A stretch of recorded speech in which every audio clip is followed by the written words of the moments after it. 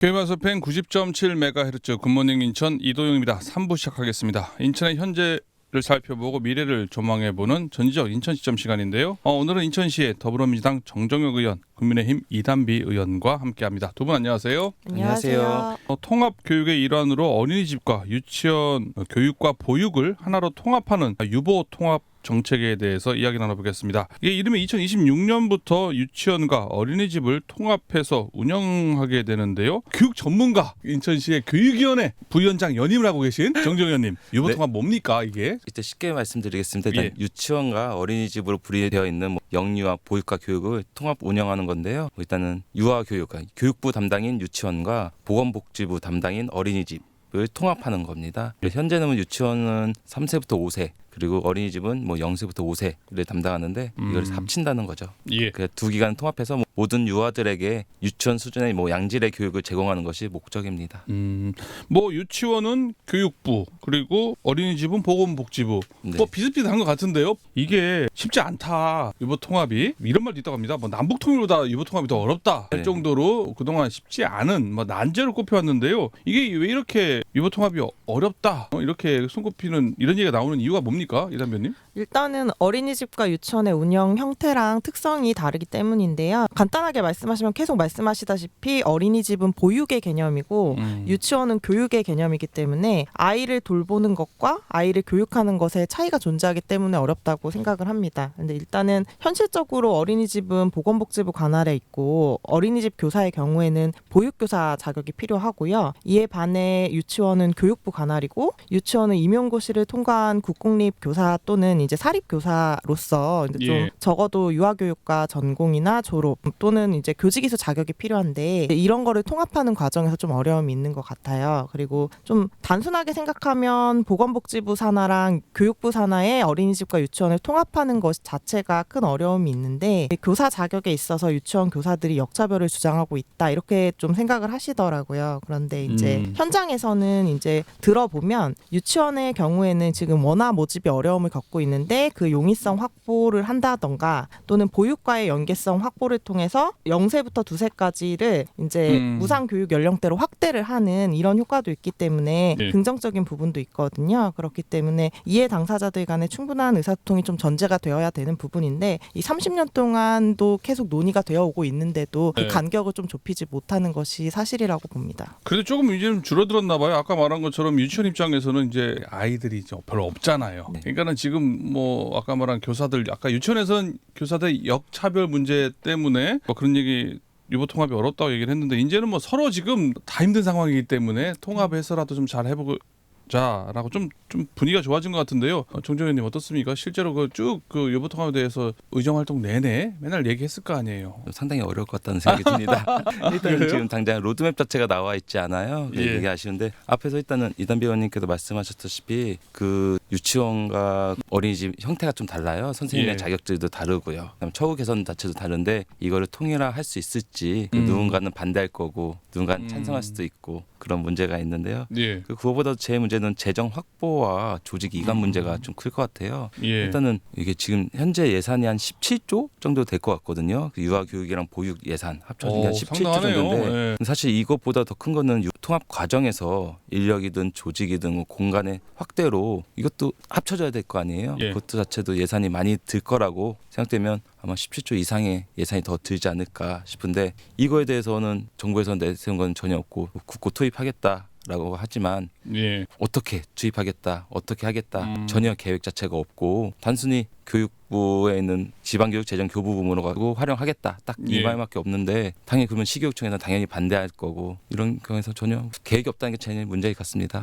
지금 이게 아까 말한 재정 확보 그리고 조직 이관 문제 여러 가지 얘기해 주셨는데요. 또 유치원과 어린이집의 이제 갈등 문제도 있고요. 그러면 이게 교육부와 그리고 교육청 동상이몽이라는 얘기가 있던데요. 누가 찬성하고 누가 반대하고 지금 어떤 동상이몽이라는 얘기가 왜 나오는 거죠? 동상이몽이 어떤 동상이몽인지 저는 모르겠지만 근데 교육부 입장에서는 단순히 지방교육재정교부금은 뿌리면 된다라는 생각만 하고 있는데 교육청 입장에서는 지금 현재도 예산이 부족한 상태거든요. 부족한 이 예산은 가지고도 부족한데 이거를 어린이집에다 뿌리고 한다는 얘기는 투입을 한다는 얘기는 예. 교육청의 지금 상황을 잘 모르고 교육부에서 그냥 이렇게 해라. 네, 해라라고 하는 건데 돈도 안 주면서. 근데 이게 정말 문제가 예전 2012년도인가 누리 사태라고 한번 발생한 적이 있었어요. 그때가 3세부터 5세까지 누리 과정 네. 지원해 주는 말하는 거죠? 네. 우리가 그 혜택을 어린이집이랑 보고 관점. 자랐는데. 네네. 근데 그때도 사실은 로드맵 자체도 없고 이렇게 해라라고 예. 해가지고 그때 당시에 시교육청 교육감님들이 뭐 서명서 발표하고 반대한다 하고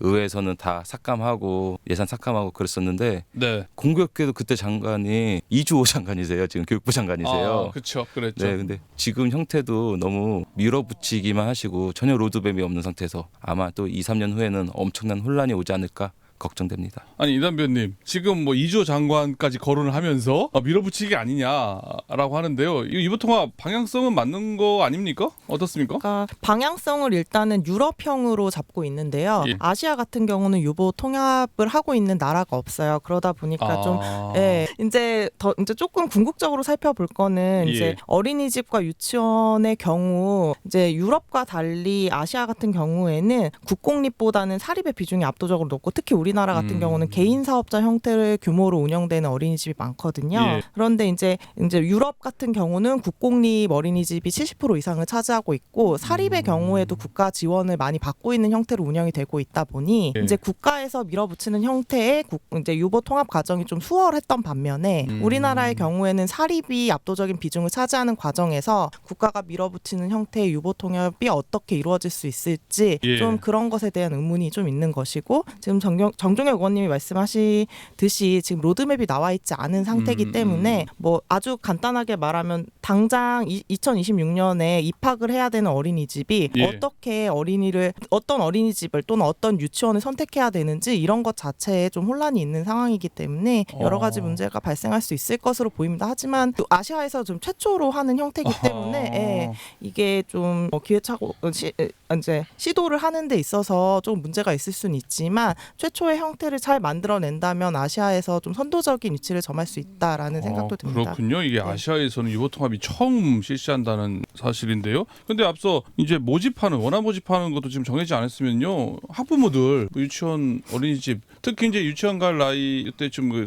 중간이라고 해야 되나 거기 엄청 헷갈리겠어요. 어떡합니까? 정종현님? 사실 저한테 개인적으로 민원을 많이 넣으신 분도 있어요. 이거 어떻게 되는 거냐 궁금하다. 예. 근데 저도 정말 답답한 게 말할 게 없어요. 정해진 게 전혀 없습니다. 이 예. 말밖에 없고 예산도 정해진 것도 없고 그래서 교육청에다가 문의 많이 해봤는데 교육청에서도 입장이 아직 교육부에서 전달받은 게 없다. 근데 내부 사항에서 이거 좀 연장되지 않을까라는 조심스러운 추측만 있고요. 문제네요. 정말 사실 교육이라는 게 아이들의 교육은 정말 우리나라에서 정말 중요하게 생각하는 부분 중 예. 하나거든요. 이게 방향이 맞다고 하더라도 이게 속도감 있게 가는 것보다는 좀 꼼꼼히 챙겨가야 될 부분인데 이번에 너무 좀 속도감을 내려고 좀 빠르게 하지 않았을까 이 부분에 좀 아쉬움이 있습니다.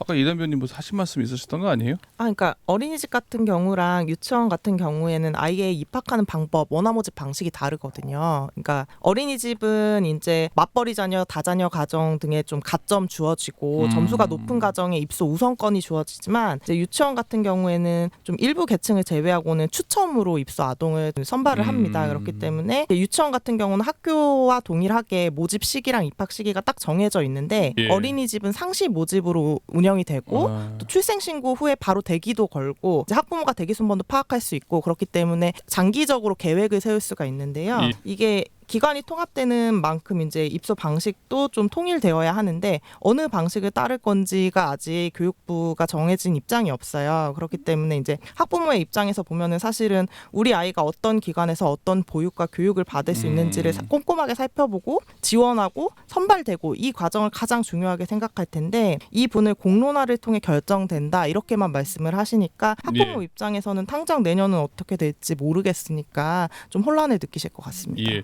정정현님, 네. 지금 인천 시교육청 유보통합 선도교육청 9곳 중에 하나지 않습니까? 네. 인천 시교육청 입장은 어때요? 유보통합을 열심히 해보겠다는 겁니까? 아, 이거 돈도 안 주면서 이거 못하겠다는 겁니까? 좀 인천 시교육청의 스탠스, 입장. 교육청 사람들이 착해요. 또 시키면 합니다. 이게. 아, 정부에서 시키니까? 네, 어쩔 수 없이 해야 하긴 되죠. 하는데. 공무원들인데 예. 해야죠. 해야 되는데 방법이 예. 없어요. 위에서 뭐 지치면 내려줘야 되는데 그런 것도 전혀 없다 보니까 교육청에서는 이번에 2024년 6월부터 지금 용역을 하나 추진하고 있습니다. 그러니까 인천형 유보통합 추진을 위한 기초 연구 용역을 하고 있는데요. 이번 12월까지 연구 기간은 12월까지고요. 이 관련해서는 뭐 여러 가지 어떻게 할 것인가에 대해서 예. 조사하고 있기 때문에 10월 지나면 대략적인 로드맵이 나오지 않을까 싶습니다. 아니, 지금 인천 시교육청 공무원들이 착하다고 했잖아요? 너무 착해요. 네, 착하다는 얘기는 지금 하기 싫어 죽겠는데 하라고 해서 하는 거라 얘기네요? 이거는 의견을 맡기겠습니다. 자, 의견을 맡기겠습니다.